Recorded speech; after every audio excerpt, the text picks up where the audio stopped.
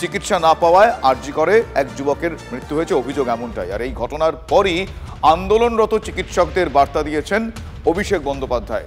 নিজেদের দাবি নিয়ে লড়াইয়ের পাশাপাশি চিকিৎসকদের পরিষেবা দেওয়ার আর্জি জানিয়ে এক্স হ্যান্ডেলে পোস্ট করেছেন তৃণমূলের সর্বভারতীয় সাধারণ সম্পাদক।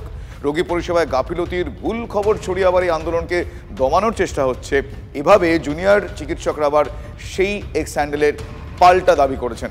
Fair and bright night and day cream, ত্বক থাকবে ব্রাইট সারাদিন, পলিউশন ফ্রি, ঠিক যেন রাতের ফোঁটা সাদা ফুল।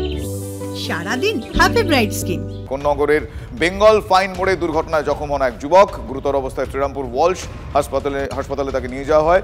অবস্থার অবনতি হলে তাকে আরজি করে রেফার করা হয়, সেখানে তার মৃত্যু হয়। কিন্তু এই গোটা ঘটনা যেহেতু এমন একটা সময় ঘটেছে যে সময়টা অত্যন্ত গুরুত্বপূর্ণ, সেই সময় দাঁড়িয়ে আজকে অভিষেক বন্দ্যোপাধ্যায় এই এক্স হ্যান্ডেল পোস্ট যথেষ্টই ভাবাচ্ছে।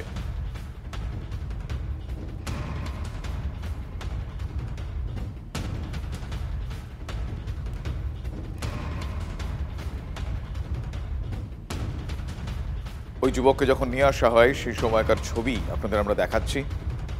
আরজি করে তার মৃত্যু হয়। প্রথমে তাকে শ্রীরামপুর ওয়ালশ হাসপাতালে নিয়ে যাওয়া হয়, রেফার করা হয়। আরজি করে তার মৃত্যু হয়। এই ঘটনার পর অভিষেক বন্দ্যোপাধ্যায়, তৃণমূল কংগ্রেসের সর্বভারতীয় সাধারণ সম্পাদক, তিনি এক্স হ্যান্ডেলে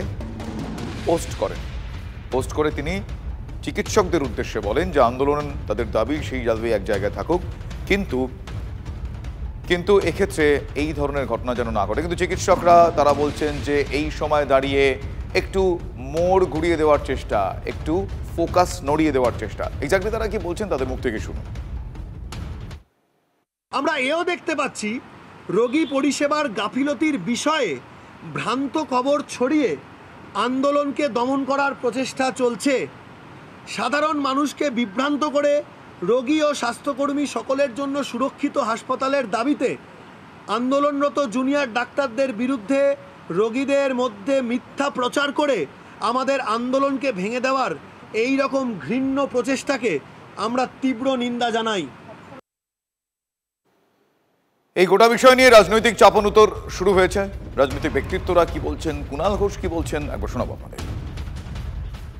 রাজ্য সরকার আন্দোলনকারীদের সঙ্গে বসে তাদের দাবিগুলো কেন পূরণ করতে পারছেন না?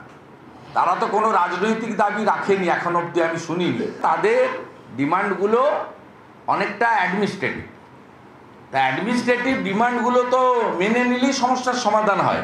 মুখ্যমন্ত্রীর যদি বসতে লজ্জা লাগে তাহলে তার আধিকারিক ব্যুরোক্রেটকে দিয়ে বসিয়ে এটা সমাধান করে তার দাবি মেনে নেওয়া উচিত।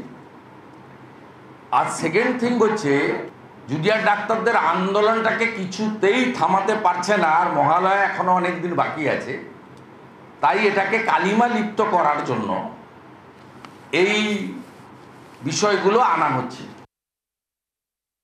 জুনিয়র ডাক্তারদের পূর্ণ অধিকার আছে আন্দোলন করবার, কিন্তু সেই আন্দোলনের পদ্ধতির জন্য যদি একটা ছেলে 3 ঘন্টা সকালবেলা প্রকাশ্য দিনের আলোয় 3 ঘন্টা হাসপাতালে পড়ে থেকে রক্তক্ষরণে মারা গেছে, কেন তখন জুনিয়র ডাক্তাররা কর্মবিরতির মঞ্চ থেকে উঠে সেই নজির রাখলেন না যে আমরা তার প্রাণটা বাঁচাতে চাইছি, প্রাণটা বাঁচাচ্ছি?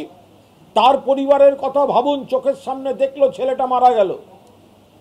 ফলে এটা বিবৃতির লড়াইয়ের সময় নয়। আমরা হাত জোড় করে বলছি, আপনাদের যা বক্তব্য নিশ্চিতভাবে জানান, কিন্তু গরিব মানুষের স্বার্থে, সাধারণ মানুষের স্বার্থে কর্মবিরতিটা দয়া করে প্রত্যাহার করুন।